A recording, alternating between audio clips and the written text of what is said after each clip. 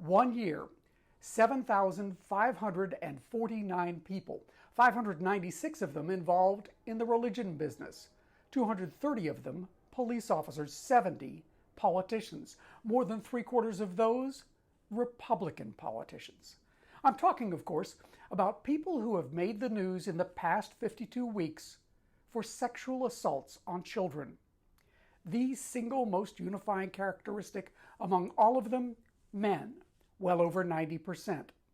Now, this project began in response to the nonstop right-wing religious and Republican ranting about groomers.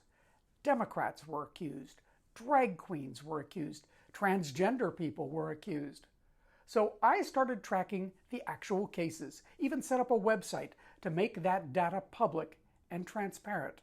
And what the data actually says, the accusations about transgender people and drag queens are pure disinformation, an attempt to point people away from the real perpetrators of the crimes.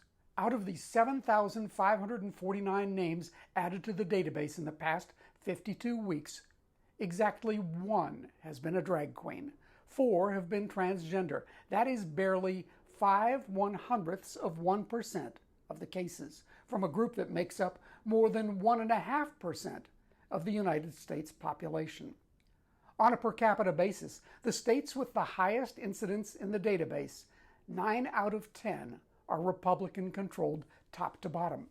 South Dakota, North Dakota, Iowa, West Virginia, and Wyoming, all places where Republicans have been pushing anti-transgender legislation, claiming it's to protect children, and doing nothing about the fact that their states are where the number of actual crimes against children are the highest per capita, by far.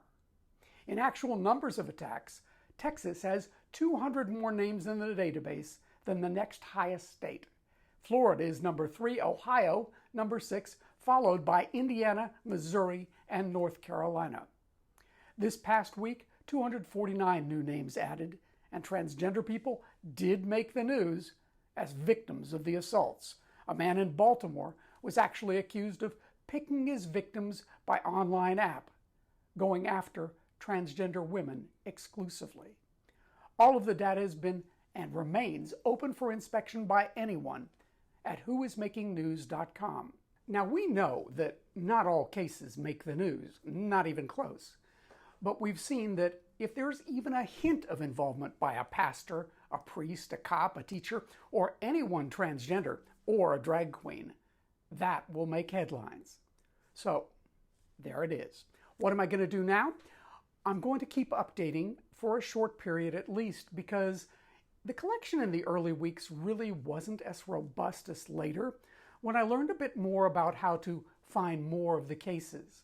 But if anyone starts yapping about Democrats, drag queens, and transgender people, this data will stand as the facts that just don't care about their feelings.